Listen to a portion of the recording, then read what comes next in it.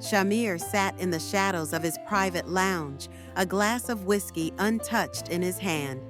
The night outside was quiet, but inside him, chaos brewed. Alize was asleep upstairs, his wife, his desire, his weakness, and downstairs stood the woman he once thought he loved. Maya, she hadn't changed, still bold, still dressed like a walking temptation. Crimson lipstick, fitted blouse that left little to imagination. She moved with arrogance, like she owned every room she entered. She walked straight up to him and sat across, crossing her legs slowly, deliberately. "So," she purred, "you finally gave in to that little mouse you married." Shamir's jaw tightened. "She's my wife. That didn't stop you from ignoring her for a year and a half." Maya smirked. "But now? Now you're undressing her in your office?" He stood up, voice low and dangerous. "Watch your mouth," Maya chuckled. "Relax. I'm not here to judge you, Shamir. I'm here because I still want you. And I'm not giving up that easily. I don't want you anymore. But you did," she reminded him, walking closer. "You still remember my touch, my kisses, the way we used to." "I said enough," he barked. Aliza, who had woken up to an empty bed, walked halfway down the stairs and froze. She saw Maya, saw her close to her husband, heard enough to understand. Her heart cracked. She went back upstairs, silent, swallowing every sob. When Shamir returned, she was lying on the bed, eyes wide open, staring at the ceiling. He paused in the doorway, guilt heavy in his chest. "I sent her away," he said quietly. "I heard," she whispered. He stepped closer. "There's nothing between us anymore. Did you ever touch her the way you touch me?" Her voice broke on the last word. He closed his eyes. "Before our marriage, yes." A tear slid down her cheek, "but never with love," he added, sitting beside her. It was hollow.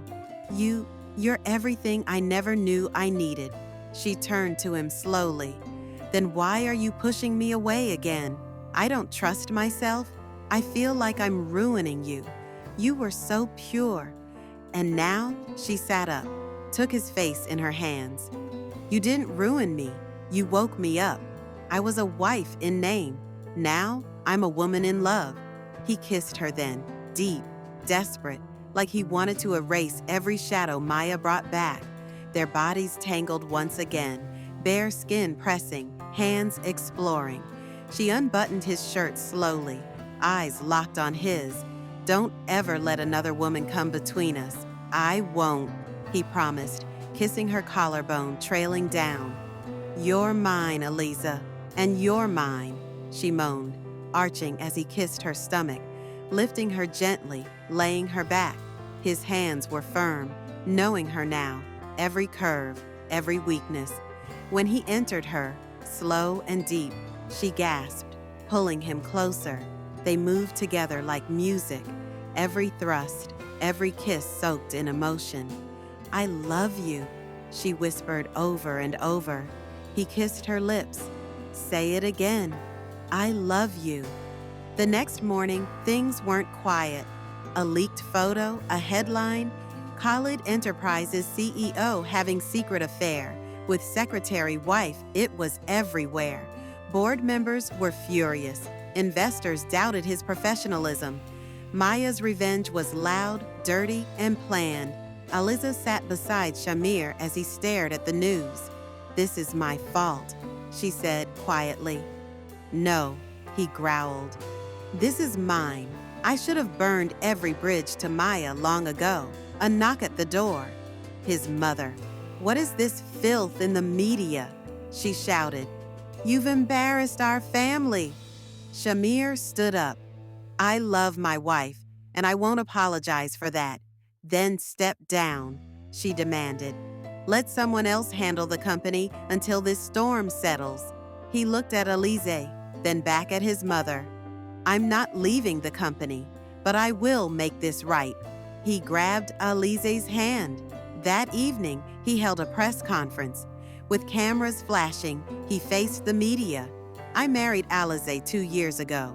She has every right to be by my side, in my office, in my life. Yes, I love her.